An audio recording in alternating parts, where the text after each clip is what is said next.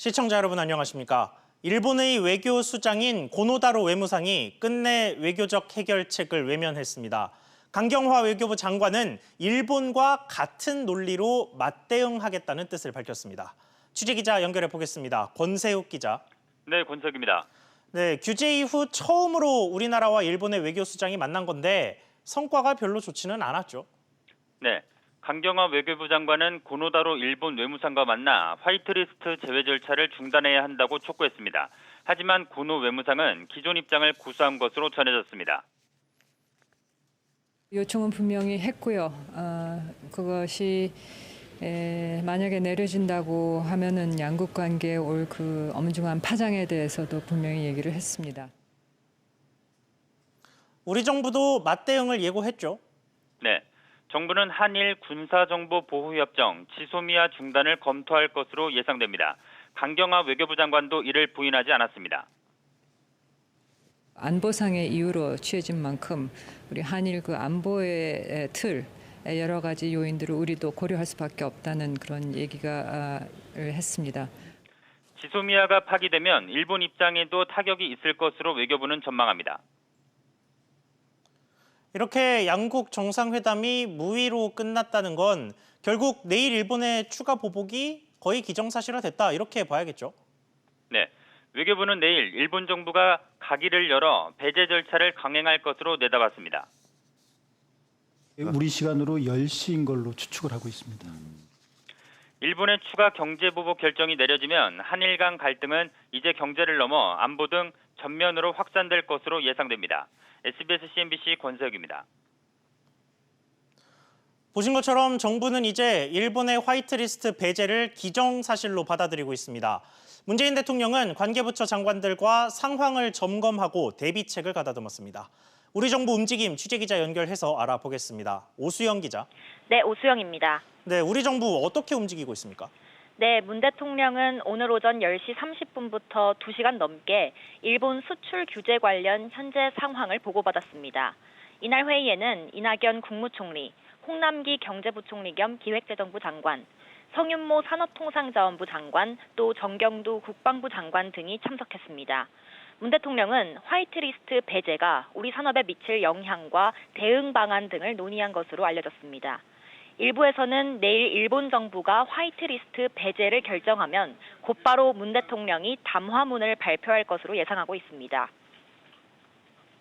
그리고 내일은 정부의 종합대책이 나오죠.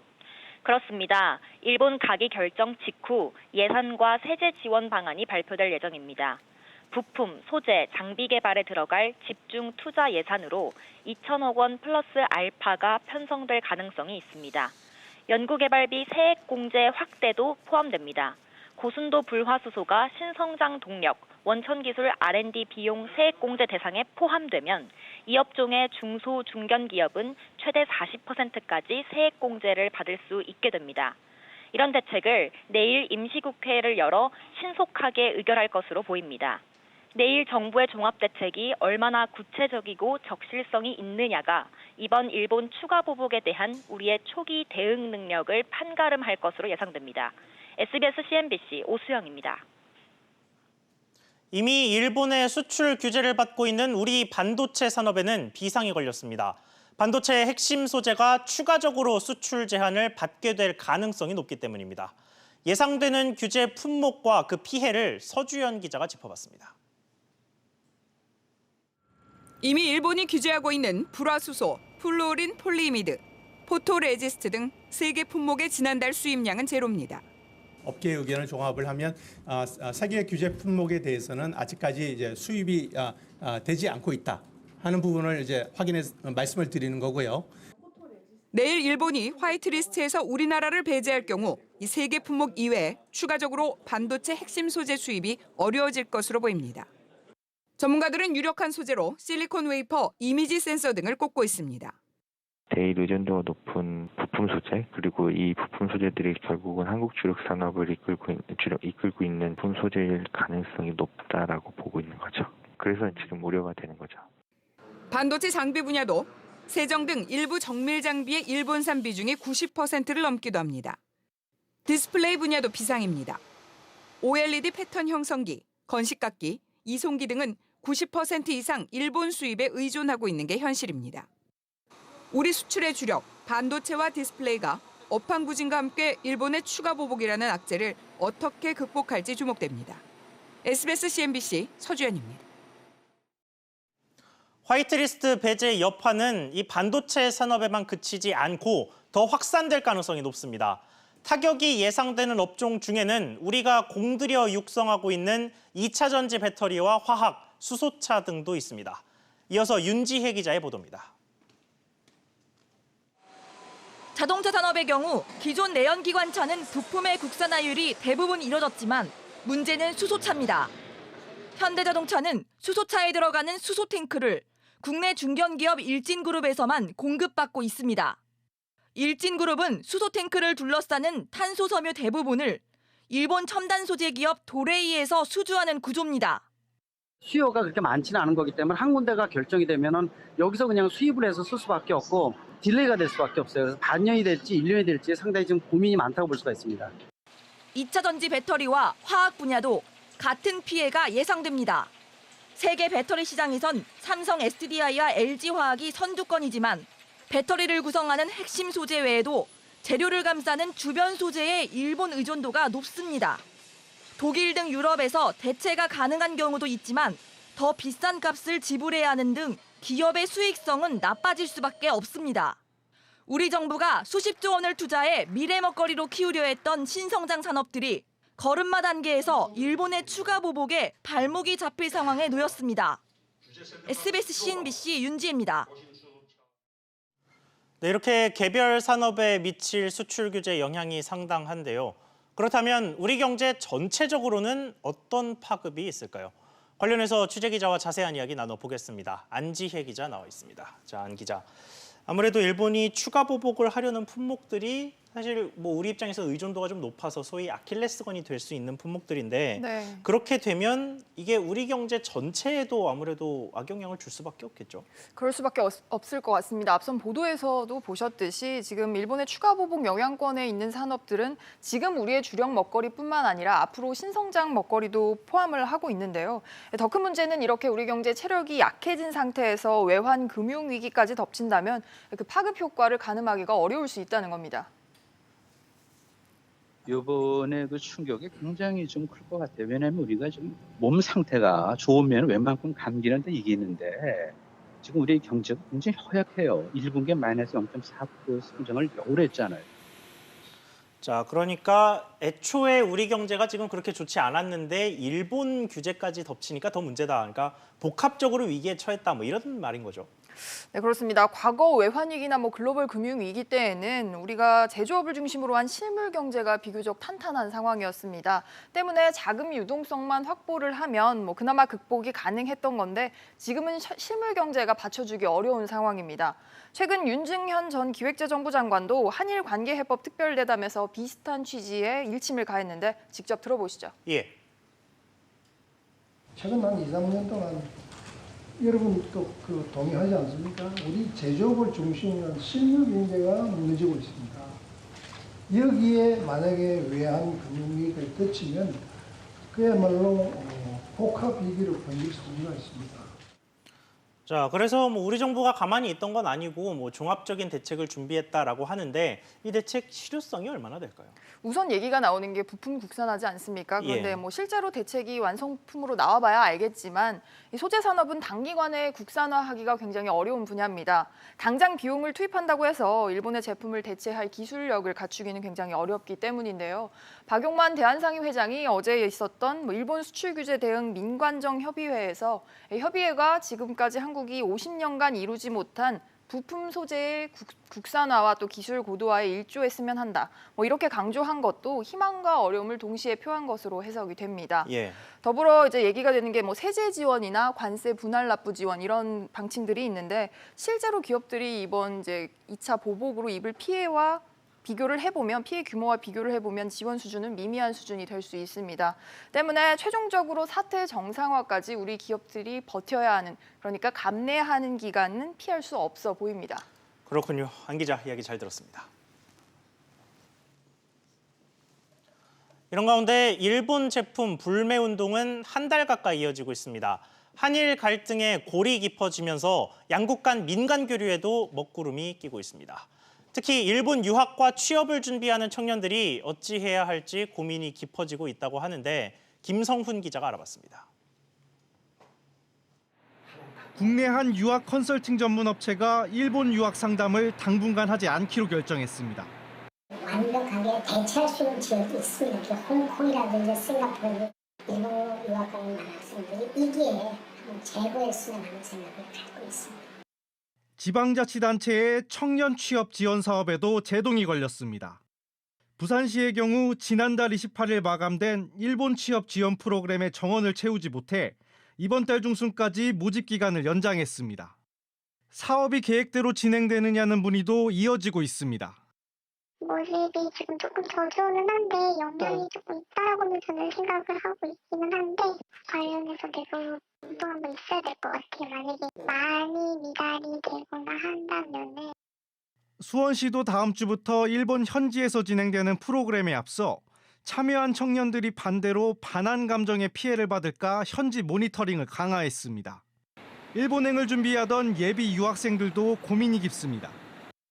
일본 유학을 준비하고 있는 입장에서 지금 아무래도 양국 관계가 안 좋기도 하고 일본 반한 감정 때문에 신경이 쓰이기는 하죠. 한일 간 갈등이 민간 교류에까지 악영향을 미치고 있습니다. SBS CNBC 김성훈입니다. 이렇게 일본 불매 운동이 전방위로 번지자 국내 기업들도 덩달아 바빠졌습니다. 이른바 애국 마케팅이라는 국산 제품들 사이 경쟁이 시작된 겁니다. 취재기자와 이 경쟁이 어떻게 진행되고 있는지 짚어보겠습니다. 강산 기자 나왔습니다. 자, 강 기자. 네. 역시 가장 변화가 큰 곳은 이제까지 저희가 많이 짚었던 유통업계일 것 같은데 상황 어떻습니까? 네, 대표적으로 일본 맥주 판매량이 눈에 띄게 줄었습니다. 지난달 1일부터 29일까지 이 주요 편의점에서 일본 맥주 매출은 1년 전과 비교해 40%가량 하락했습니다. 이런 가운데 대형마트에 이어서 편의점 업계도 오늘부터 이 일본 맥주 할인 행사에서 아예 일본 맥주를 제외시켰는데요. 그동안 4캔에 10,000원 행사 등에 밀려서 고전하던 이 국내 주류 기업들은 기회를 잡았다는 분위기입니다. 예. 오비맥주는 이 특별 할인에 이어서 또 일부 제품의 가격을 낮췄고 하이트진로는 지난달부터 신규 광고를 띄우면서 신규 광고로 통해서 적극적인 시장 공략에 나섰습니다. 자, 주류업계뿐만 아니고 의류업계도 상황이 비슷하죠. 그렇습니다. 이 유니클로에 대한 불매 운동이 점차 고조가 되면서 국내 의류 브랜드들의 경쟁도 심화되고 있는 모습입니다. 국내 SPA 브랜드 탑10은 앞서 유니클로 모델로 활동했던 배우를 광고 모델로 발탁한 데 이어 최근엔 광복절 티셔츠도 출시했습니다. 예. 이랜드의 스파오도 토종 애니메이션 캐릭터를 이용한 신상품을 내놨는데요. 의류뿐만 아니라 여행과 숙박업계도 마찬가지의 모습입니다. 이렇게 일본 여행 취소가 늘면서 숙박 예약 사이트인 야놀자와 여기어때도 특별 할인과 또 애국 마케팅에 돌입한 모습인데요. 이 야놀자를 예로 먼저 들면 항일 독립운동의 흔적이 남아있던 이 중국 상하이에 호텔을 예약하면 가격을 깎아주는 이런 애국 기획전도 선보였습니다. 불매운동에 따른 마케팅 경쟁은 이 화장품과 의약 등 다양한 경로로 함께 넓혀지고 있는 모습입니다. 자, 국내 기업들 입장에서는 사실 놓칠 수 없는 기회다 보니까 이렇게 마케팅에 나서고 있는 건데 이게 사실 과열되면 부작용도 나올 수밖에 없단 말이죠. 그렇습니다. 이 분명 국산 제품을 각인시키는 효과는 있습니다. 또 소비자가 주도하는 불매 운동에 촉매 역할도 할 수가 있는데요. 예. 다만 기업들이 경쟁에만 열을 올리다 보면 자칫 불매운동에 편승한 상술이라는 비난을 받을 수가 있습니다. 더 나아가 불매운동의 순수성을 훼손할 수 있다는 지적도 나오고 있는데요. 소비자 선택권을 의도적으로 제한시켜서 본질 자체를 폄하시킬 수 있고 오히려 반감을 살 수 있다는 우려도 나오고 있습니다. 그렇군요. 강 기자 잘 들었습니다. 다음 소식으로 넘어가 보겠습니다. 미국이 기준금리를 내렸습니다. 지난 2008년 금융위기 이후 10년 7개월 만입니다. 보통 금리를 내리면 주가가 오르는 게 일반적인데 오히려 미국 증시가 떨어졌고 코스피도 하락했습니다. 김성현 기자가 그 이유를 취재했습니다. 미 연준의 금리 인하에도 우리 금융시장에서 코스피와 코스닥은 내내 약세를 보이다 하락 마감했습니다. 제롬 파월 연준 의장이 이번 금리 인하가 사실상 일회성에 그칠 것으로 선을 그은 게 결정적이었습니다. The outlook for the U.S. economy remains favorable, and this action is designed to support that outlook. 제롬 파월 의장 발언 이후 미국 뉴욕 증시뿐만 아니라 국내외 증시가 약세를 보였습니다. 금리 인하는 했지만 파운드화가 약세를 보이면서 달러는 여전히 좀 강세에 머물러 있어요. 국내 시장이 크게 상승하는데 역할을 못하고 있다 이렇게 볼 수 있을 것 같습니다. 거기에 미중 무역 분쟁과 일본의 추가 보복 조치를 앞두고 대외적인 불확실성이 커지면서 우리 증시에는 부담이 됐습니다. 이 여파로 거래 대금이 하루 3조 원에서 4조 원에 불과할 정도로 급감하기도 했습니다. 다만 미 연준의 금리 인하는 불확실성이 일정 부분 해소됐다는 점에서는 긍정적이라는 해석도 나오고 있습니다. 계속 완화적으로는 갈 것 같다라고 생각한다면은 중장기적으로 볼 때는 분명히 긍정적인 흐름이 앞으로 전개될 거는 맞죠. 이런 가운데 이주열 한국은행 총재는 금융시장의 안정 유지를 위해 시장 상황을 예의주시하겠다고 밝혔습니다. SBS CNBC 김성현입니다. 경영계가 본격적으로 최저임금 제도 개선에 나서기 시작했습니다. 매년 최저임금을 결정하는 최저임금위원회의 경영계 측 위원들이 제도 개선을 이유로 전원회의 소집을 요청한 겁니다. 앞으로 상황이 어떻게 흘러갈지 취재기자 연결해서 알아보겠습니다. 윤성훈 기자, 우선 오늘 무슨 일이 있었는지부터 정리해 주시죠. 네, 사용자위원 9명이 전원회의 소집을 요청했습니다. 최저임금 제도 개선 방안을 논의하자는 게 소집 요구사안입니다. 한국경영자총협회가 정부에 최저임금 제도 개선 방안을 제출한 지 이틀 만에 사용자위원이 후속 대응에 나선 겁니다. 사용자위원은 낡은 최저임금 제도를 합리적으로 개선해 나가는데 노사공 모두 힘을 모아야 할 시점이라면서 전원회의 소집 이유를 밝혔습니다. 그러니까 목적은 최저임금 제도를 개선하자는 건데 구체적으로 어떻게 고치자는 겁니까? 사용자위원은 최저임금을 업종과 규모에 따라 다르게 적용해야 한다고 주장했습니다. 최저임금 산정 기준에서 주휴시간을 제외하는 방안도 제시했습니다. 또 외국인 근로자의 최저임금 적용 문제도 개선해야 한다고 했는데요. 사용자위원은 개선안 논의를 위해 제도 개선 전문위원회를 조속히 설치해야 한다고 밝혔습니다.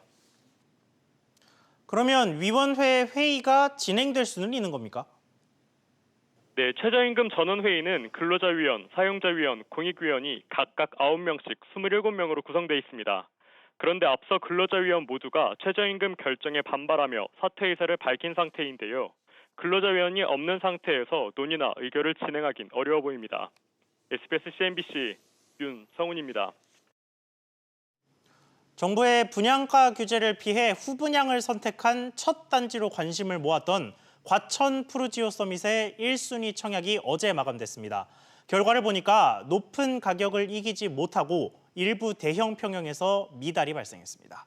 황인표 기자와 조금 더 자세히 짚어보겠습니다. 자, 황 기자. 네. 먼저 이 청약 전체적인 결과부터 좀 자세히 짚어보죠. 네, 어제 마감된 1순위 청약에서 총 506가구 모집에 2,274명이 이제 모여서요.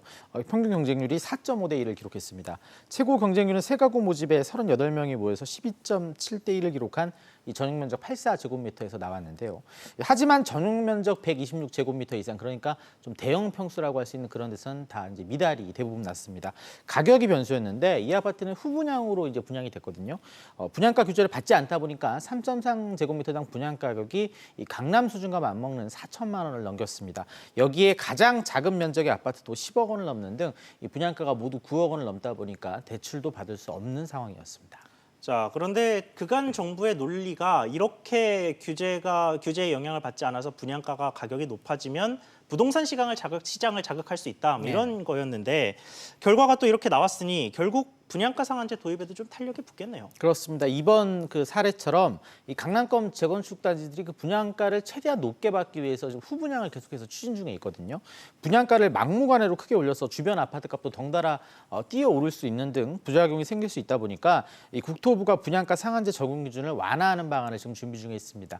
이르면은 다음 주쯤에 윤곽이 나올 것으로 보이는데요. 현재는 이미 관리 처분 인가를 받은 재건축 단지들은 이 상한제 대상이 아니지만 국토부가 시행령을 바꿔서 입주자 모집을 하지 않는 모든 재건축 아파트를 대상으로 이 상한제를 시행할 가능성도 있습니다. 자, 그런데 이 분양가 상한제를 둘러싸고 논란이 있단 말입니다. 이게 분양가 상한제를 실제로 하면 공급이 줄어든다, 아니다, 그렇지 않다, 뭐 이런 식이던데 네. 어느 말이 맞는 겁니까? 일단 뭐 공급이 줄어든다는 건 건설업계에서 주로 하는 얘기인데 이 재건축 수익성이 떨어지니까 새 아파트 공급이 줄고 그래서 기존 집값만 더 뛴다 이런 주장을 내놓고 있습니다. 예. 실제로 2007년 말에 상한제를 시행한 다음에 이 전국 아파트의 인허가 물량이 크게 줄어든 걸 근거로 내세우고 있습니다. 이 반면 국토부나 시민단체에서는 이 상한제와 아파트 공급 물량이 큰 상관이 없다 이런 얘기를 하고 있는데요. 예. 먼저 2008년에 그 인허가 물량이 줄어든 건 이 글로벌 금융위기에 따른 경기 불황의 영향이고 설사 서울의 재건축 아파트가 줄어든다고 하더라도 이제 수도권의 3기 신도시 30만 가구 규모거든요. 여기서 충분히 서울의 아파트 수요를 흡수할 수 있다 이런 설명입니다. 결론적으로 분양가 이 상한제로 아파트 공급이 줄어든다 이렇게 단정 짓기는 좀 어려울 것 같습니다. 주택 시장에 주는 여러 가지 변수들이 있는데 뭐 정부 정책, 거시경제 상황, 금리 등 여러 가지 변수들이 영향을 주고 있기 때문에 이 상한제가 주택 공급량에 또 실제로 어떤 영향을 주게 될지는 이 도입 후에 따져봐야 될 것 같습니다. 그렇군요. 황 기자 이야기 잘 들었습니다. 내년 4월부터 새로 가입하는 종신보험과 암보험 등 보장성 보험의 보험료가 내려갑니다. 또 보험을 중도 해지했을 때도 환급금을 더 받을 수 있게 됐습니다. 신윤철 기자가 보도합니다. 보험 설계사들 중 상당수는 저축성 보험보다 화재보험, 종신보험 등 보장성 보험 판매에 더 열을 올립니다. 보장성 보험을 한 건 팔 때마다 설계사에게 돌아오는 모집 수수료가 저축성 보험보다 2배 이상 많기 때문입니다. 하지만 보장성 보험 보험료에는 사고가 났을 때 보장해주는 것과 상관없이 중도에 해지하거나 만기 때 돌려주기 위해 미리 떼놓는 저축성 성격의 보험료도 포함되어 있습니다. 금융위원회는 보장성 보험과 관련해 설계사에게 떼주는 수수료와 해약을 염두에 두고 미리 떼는 보험료가 너무 많다고 보고 내년 4월부터 현재의 70% 수준으로 줄이기로 했습니다. 이에 따라 환급금이 있는 대부분의 보장성 보험의 보험료가 2에서 4% 인하됩니다. 또 중도 해지하면 돌려받는 환급률도 현재보다 5%포인트에서 최대 15%포인트 더 높아집니다. 갱신형 암보험, 치아보험, 치매보험도 다시 갱신할 때 설계사가 별다른 노력이 없다는 점을 감안해 사업비를 이전보다 낮추기로 했고 이에 따라 갱신 시 보험료도 내려갑니다. 이러한 개선안은 모두 내년 4월 이후 체결되는 신규 보험 계약에 한해 적용됩니다. 보험 소비자들한테 보험 계약자들의 보험료 인하로 이어지고 그래서 이 보험 산업에 대한 신뢰도가 제고되는 그런 효과가 있다라고 하는 것에 대해 금융위는 현행 선 지급 방식인 설계사 모집 수수료가 2021년부터는 분할 지급 방식으로 개선된다고 밝혔습니다. SBS CNBC 신윤철입니다. 소비자 물가 상승률이 지난달에도 0.6%를 기록하면서 7개월 연속 0%대 상승률을 이어갔습니다. 경기가 침체하면서 물가까지 하락하는 디플레이션이 현실화되는 것 아니냐는 우려가 나옵니다. 취재기자 연결해 보겠습니다. 장가희 기자. 네, 장가희입니다. 네, 사실 체감 물가는 전혀 싸다고 느껴지지 않는데 일단 통계상 물가는 사실상 거의 오르지 않았다는 거죠. 네, 그렇습니다. 통계청에 따르면 7월 소비자 물가 지수는 104.56으로 1년 전보다 0.6% 상승했습니다.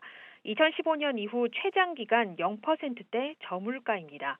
채소값과 석유류 가격이 낮은 수준을 보이고 있기 때문인데요. 지난해보다 양호한 날씨에 작황이 좋아지면서 지난달 채소류 가격은 6.4% 떨어졌습니다. 양파값이 15%가량 싸졌고 무, 고구마, 배추도 사정은 마찬가지입니다. 유류세 인하 조치로 석유류 가격도 5.9% 정도 내렸습니다. 집세는 1년 전보다 0.2% 떨어졌는데요. 3개월 연속 하락세입니다. 가뜩이나 지금 경기가 부진한데 이렇게 물가마저 하락하면 결코 우리 경제에는 좋은 신호가 아닐 것 같은데요. 정부의 설명은 어떻습니까? 네, 농산물의 경우 안정적인 기상 여건으로 공급량이 늘면서 폭등했던 가격이 안정화됐고 유류세 인하 등 정책으로 석유값이 하락했다면서 경기 침체 속 지갑을 닫는 디플레이션은 아니라고 강조했습니다. 그러면서 이달에 유류세 인하가 끝나고 공공요금이 오르면 물가도 상승할 것이라고 설명했습니다. 하지만 반론도 만만치 않습니다. 물가 상승률 둔화가 일시적인 현상이 아니라 꽤 오랫동안 지속될 수 있다는 주장인데요. 지난달 근원 물가는 0.9% 상승하는 데 그쳤습니다. 근원 물가는 에너지나 식료품 등 공급이나 정책에 따라 변동폭이 큰 품목을 제외한 것으로 사실상 물가의 기조 흐름을 엿볼 수 있는 겁니다. 이 근원 물가가 지난 3월 이후 5개월 연속 0%대입니다.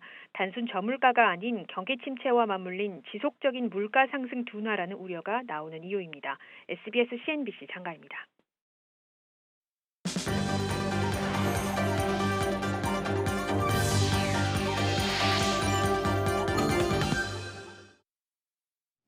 대한항공이 인천에서 출발하는 일본 노선을 축소합니다. 대한항공은 이달 중순 이후부터 인천발 삿포로, 오사카, 후쿠오카, 나고야 노선에 투입되는 항공기를 작은 기종으로 변경한다고 밝혔습니다. 앞서 대한항공은 다음 달부터 일주일에 3회 운항 중이던 부산 삿포로 노선을 중단한다고 결정한 바 있습니다. 서울 아파트값이 5주 연속 상승세를 이어갔습니다. 한국감정원에 따르면 이번 주 서울 아파트값은 일부 신축 아파트와 기존 아파트 단지를 중심으로 강세를 보이며 지난주와 마찬가지로 0.02% 올랐습니다. 강남과 서초, 송파 등 강남 3구는 재건축 단지들이 약보합세로 돌아서며 상승률이 소폭 줄었습니다. 앞으로 일반 음식점에서도 커피와 차를 함께 판매할 수 있게 됐습니다. 국무조정실은 지난 3월부터 6월까지 규제정부 입증 책임제를 통해 이 같은 내용을 포함한 총 1,017건의 규제를 개선했다고 밝혔습니다. 규제정부 입증 책임제란 규제의 필요성을 담당 공무원이 직접 입증하지 못하면 규제를 개선하거나 폐지하는 제도입니다.